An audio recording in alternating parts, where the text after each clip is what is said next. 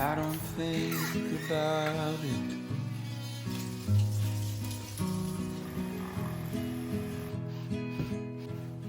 About you leaving me. Hello everyone, so today we're doing another Olive Atelier video, which I am so excited for. These are like some of my most favorite videos to do, where I DIY Olive Atelier inspired decor. In my first video, I made a stand, a crock, and a bench that I DIY'd from scratch. In my second Olive Atelier video, we did a breadboard base, or like a jug, and a pedestal, which is literally my favorite DIY that I've ever done, and it's one of my favorite things in my house. We're kind of circling back to the first video. I'm not really happy with the way that some of those turned out, so let me show you. This was the tray that I made. Number one, it's rickety and shaky. How like this is shaped, I don't know if you can tell. Somebody commented if you do 3 legs instead of 4, that would help. We're gonna be redoing this with 3 legs. Also, we're gonna actually age it this time. I was just fed up with the aging process when I did the bench in the first video. I'm not even gonna lie, I just kind of threw in the towel with this one at that point. So we're gonna come back to this and perfect it this time, because this is what it was supposed to look like. And then here's kind of how it turned out. So not terrible, but could be a lot better. Second one that we're gonna be kind of revisiting is this crock. I love the color and I love the sheen. It's exactly what I was going for when I wanted to DIY this crock. The only issue is it's not really the right shape, but this was the one that I found at the thrift store, and so I just went for it. Since then, I have found one that's way closer, almost identical to the ones that they sell at Olive Atelier, just the wrong color. I'm gonna be doing the exact same process I did to that crock on the one that's actually similar to the shape that they sell at Olive Atelier. As for the other DIYs, you're just gonna have to watch to find out what we're gonna be doing, because I'm so excited, but I don't want to give too much away. Let's just get started with kind of making these two over again, and then we'll go from there.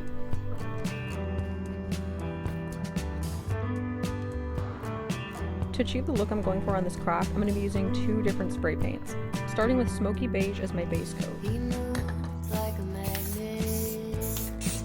Wearing holes in the carpet, counting steps to the backboard, same song from the screen door.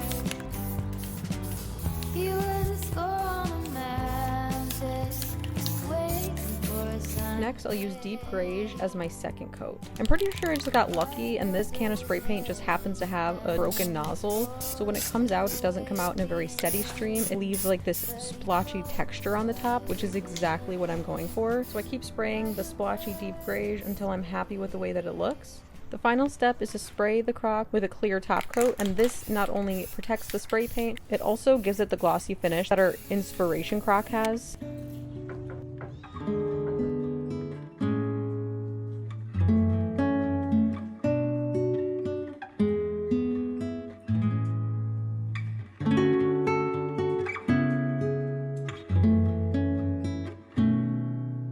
Now moving on to the tray. This was a thrifted piece of wood that in the first video I sanded down and then added feet to. The first thing we need to do with this is remove the feet. I'm going to be making new feet for it, the same exact size and shape, but we're going to be replacing the 4 feet with only 3. And this is going to help with the wobbly unevenness of the stand.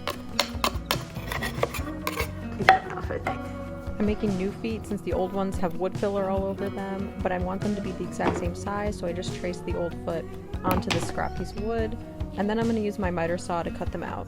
Before you, there was no sun. The light came only from the moon. Before you, I had no fun. The silence echoed in my room. So close, secure, completely pure.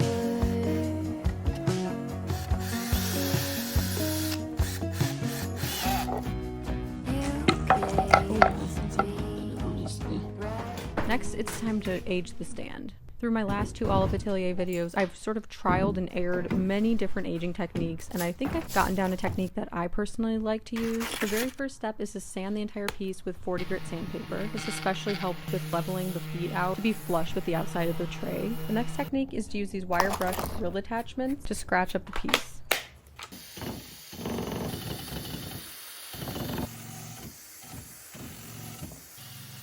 And here's a close-up of the effect that you get when you use the wire brush drill attachments. The next method is, in my opinion, the most important, and that's to use my multi-tool with a blade attachment, cut out divots and lines. I used the same method on my Olive Atelier inspired pedestal to age it, and the only regret I had when I did that was that I didn't add enough lines or cutouts with the tool. I'm not going to be shy about it with this one. Turn around and show your face. Let me see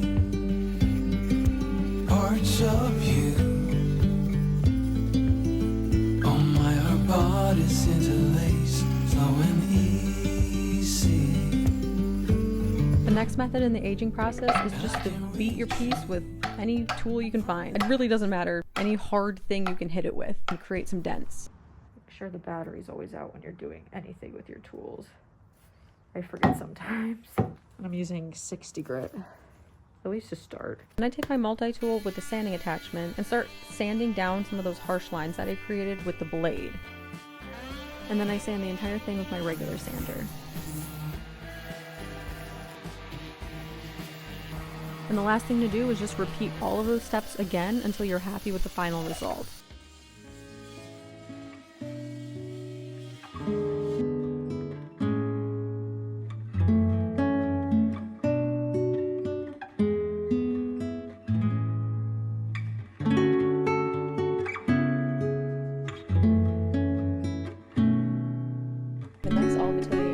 DIY that we're going to do today is this little stool. I don't know if it was originally used for like a milking stool or like a pottery stool or what. I just really liked the unique shape of it. I felt like it was something that we could use as a decorative piece to put something else on top of. I love the dark wood tone as well, and this one's not going to be as aged, so I'm not going to have to do all that aging process, which is honestly like the most tedious part, so I'm glad we can skip that. I had a 2x8 already, and we're going to be using that piece of wood to cut out the top. I'm going to use some sort of template to shape that out to make sure that it is the right shape. I bought a wooden dowel that I think is about 2 inches thick maybe. I'm going to be using that as the legs. We're going to start by tracing the template onto our piece of wood. Tell me why I literally did it right on here. Then we're going to cut that shape out with our jigsaw.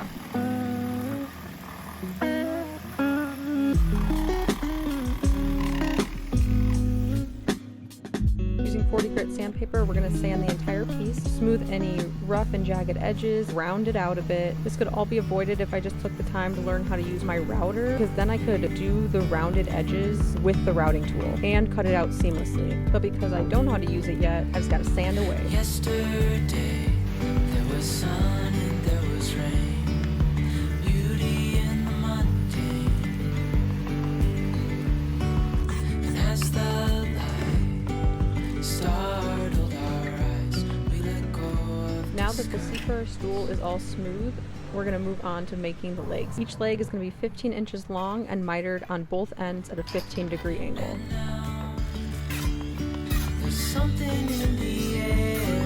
Once I have all 3 legs cut out, I'm going to sand away the jagged and sharp edges. I was originally planning to use these leg plates to attach the legs, but decided against that pretty quickly. I don't think I didn't need to miter these now that I'm thinking about it. Now it's like way too over. Maybe I can use pocket screws instead. I decided that using pocket screws to attach the legs to the seat was going to be the better option.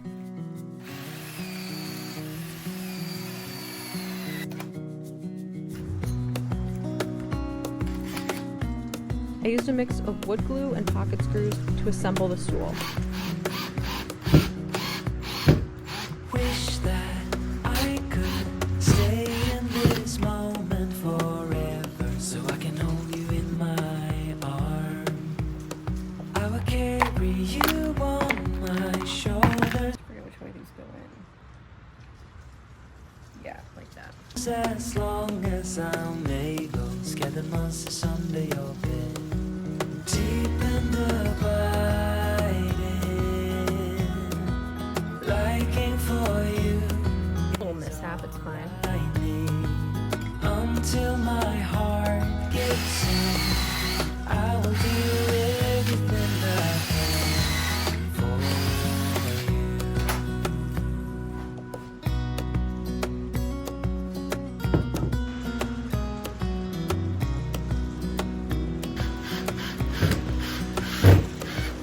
You will grow up in the blink of an eye and move out and be on your own. But no matter what comes. No, what? Why?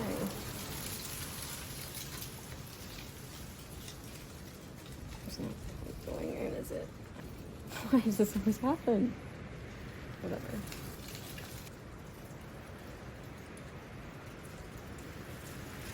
I'm not sure why that one's not going in.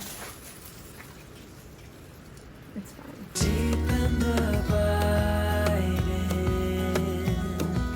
liking for you is all. Okay, to hold my weight. Before staining the stool, I use my pre-stain to condition the entire piece. This is going to prevent blotchiness and make the stain go on much smoother. I can for you.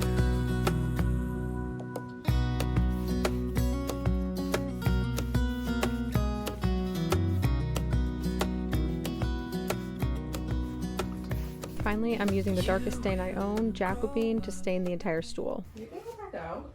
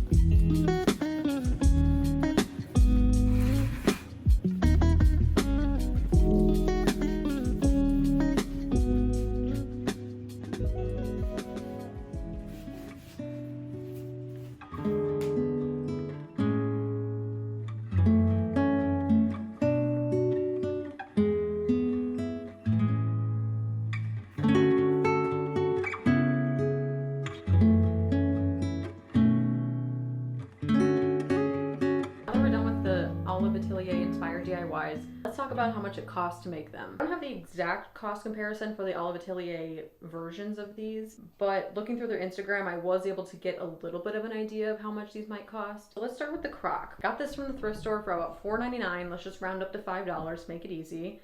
The spray paint, I spent about $5, probably less, but let's just round up to $5 worth of spray paint. So this crock cost me $10 to make. Compared to the Olive Atelier ones, they have a section that says tabletop decor, and that ranged from $25 to $125. So I'm assuming these crocks would be somewhere in that ballpark. The next thing we made was this tray, and this was actually thrifted for my very first Olive Atelier video, and I thrifted it for $1.20, and that was all the money I spent. The feet were scrap wood pieces that I just cut into smaller pieces, 3 wood screws. This doesn't really cost much money. It cost me about $1.20 to make. It's in that same price range of about $25 to $125 for tabletop decor. Probably towards the lower end of that. Either way, it was a steal for what we got it for. And last but not least is this little stool. I think this is so cute, and I already set it up with my Olive Atelier jug or vessel that I made in my second Olive Atelier video, and it looks so good together. The only money I had to spend on this was on the wooden dowel that I got for the legs, and that was about $12. The seat, I actually already accounted for this price in my last Olive Atelier video, because this was wood that was left over from the pedestal that I made. This is just scrap wood. So the whole stool cost me about $12,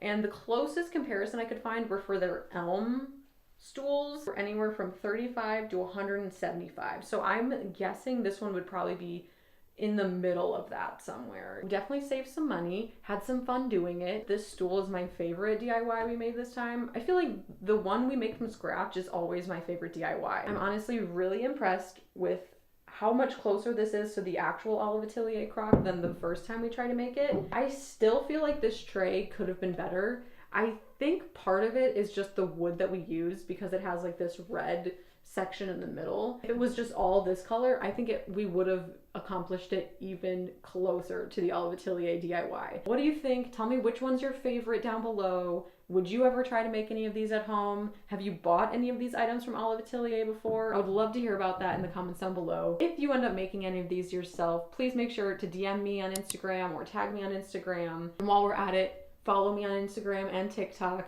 and subscribe to me on YouTube so you don't miss any of my future videos. Now that it's getting warmer out again, we're gonna have a lot more DIYs, a lot more projects coming up, and I'm just feeling creatively inspired, creatively invigorated. Yeah, I'm feeling ready. I'm ready to continue this. So thank you again so much for watching, and I'll see you guys in the next video. Bye! I don't think about it.